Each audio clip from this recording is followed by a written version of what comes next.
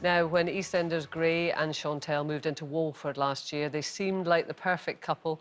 He was the handsome lawyer, family man with a charming wit and a big heart. She was the sassy stylist who adored her two children. But when the door closed on #1 Albert Square, it turns out life was far from perfect, as Chantel was suffering a campaign of mental and physical abuse at the hands of her husband. The story reaches a dramatic conclusion tonight, and in a moment we'll chat to Toby Alexander-Smith, who plays Gray. But first, let's take a look at the dark side of Walford's Mr. Nice Guy.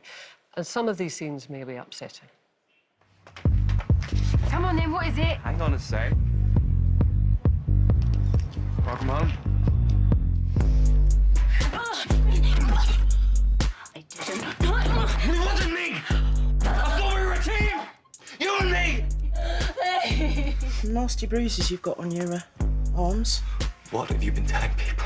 Mommy, you're a good man, okay? No, leave me alone. I love you. Get out! I'm the bad guy. I'm never gonna lay an angry finger on you again. Negative. You can try again next month. I'm divorcing him. Gotta think what's best for the children. No one has been without their mother. I can provide for them.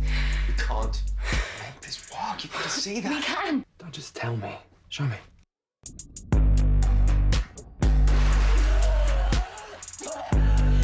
Kira, listen. I changed my mind. I'm ready. I want to cash in. And Toby joins us now. Hi, Toby. Hi there, how you doing? Thanks for having me. We're fine, thanks, Toby. I was just thinking, what's really striking here is that EastEnders have chosen to, reveal ahead of time what happens tonight, that Chantel is killed. So they haven't left it on the usual kind of soap cliffhanger. That was obviously a deliberate move. It was, definitely. I think they were coming from the angle of, what's going to have the biggest impact. Obviously, we could have left it as a surprise, but ultimately it could have been a massive trigger for a lot of survivors out there watching it. And if there's anyone at home who's sitting next to someone who is potentially a perpetrator as well, that could be very scary and very dangerous. So I think it was definitely the safest thing for them to do. I mean, this storyline has been going on for a year, very slow build, again, which I imagine was deliberate. Has it been a real eye-opener for you? Massively, massively. I mean, 18 months ago when we were given the parts, I think we all think we know something about domestic abuse, but to what capacity? And this is a conversation I'm having a lot with Women's Aid that, for me, certainly over the last 18 months, I've been educated into the whole scope of, the complexities of the behaviors of a perpetrator and the difficulties of trying to get out of a relationship like that. And, every single month being in EastEnders, I've learned something new. And I think it's an education that everybody needs to be having. And very difficult for you as an actor having to inhabit that place. It is. I mean, as I say, again, that stems a lot from the research and trying to keep the character as real as possible. You see his behaviors on paper and you just think, how could anyone be so inhumane? It's very difficult to comprehend that kind of behavior. But then you speak to Women's Aid and, I'll go back to my research and actually it is very much a real mirror of human behavior that's happening out there far too often. Toby, it's interesting that you say that because I'm sitting here and, I know you're just acting that role and I'm kind of wincing inside because I've been through the domestic violence and I'm just wondering, how has the public's perception been to you where you're separating from the character to who you actually are as a person? How have you found that? Initially, it was very difficult. I didn't quite prepare myself initially when you see that first clip of inside the house and who he really is. And I think it was a very big shock for the audience and a massive sense of betrayal as well, because obviously they were this picturesque, perfect Instagram happy family. So to see what, he was doing behind closed doors was, like I say, it was a big shock. And so it got very loud on social media. People struggled for a while to differentiate between me as an actor and the character Gray Atkins, which I think there's still quite a lot of, and potentially a lot more to come. But to be honest, I've got my head around that. And if it means that people are just talking about the storyline, they're calling the character out on his behavior, and if it's getting people out of these domestic relationships, then, you know, it's fine. I mean, you've become a real advocate, Toby, haven't you?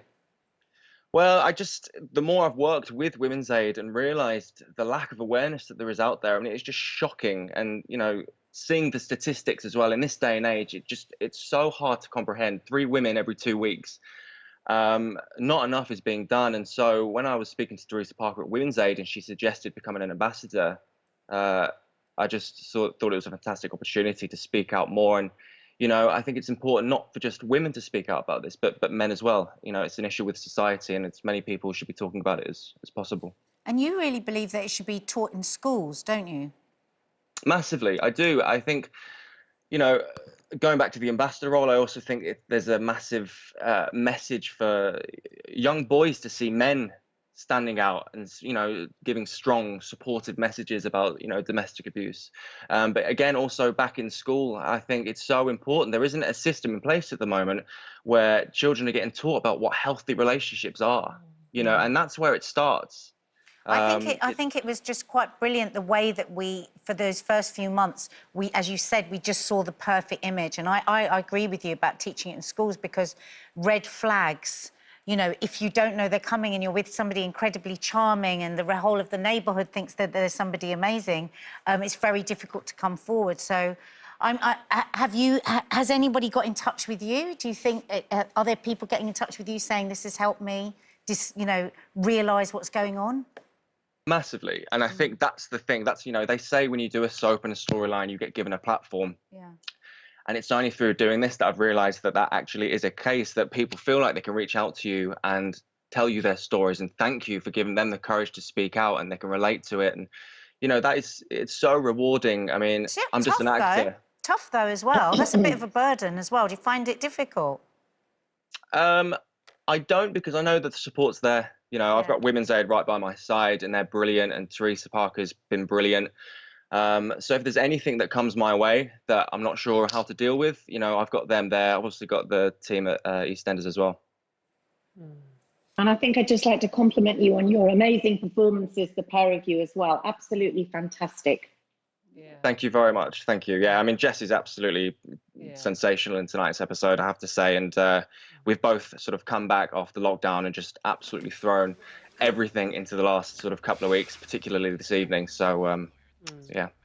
And I know, Toby, that you have been recognised for your portrayal, as Denise said, of the character, and you're up for an award. Though I can also feel from what you're saying that for you the real importance is to highlight this kind of behaviour and the need for us to try and address it. So, Toby, listen, thank you very much. It's been a real pleasure to speak to you today. You've seen the number up during that chat with Toby, but just to remind you, the 24-hour National Domestic Abuse Helpline, it's free to call. 0808 2000 247. 0808 2000 247. And you can see that episode tonight, EastEnders, BBC One at 8:30. We're going to be talking more about this next. And Brenda.